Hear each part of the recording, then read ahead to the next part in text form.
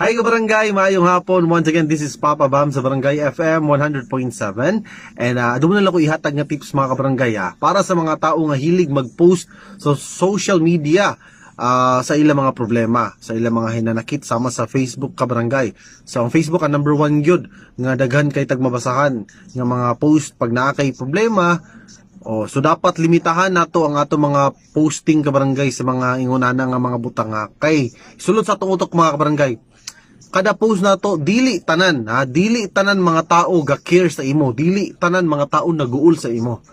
Kaya naiuban pud mga tao nga nalipay, ug mas malipay sila nga makita ka nga naguul, mas malipay sila nga makita ka nga nasakitan, ug mas malipay sila nga nakita ka nga nilubog.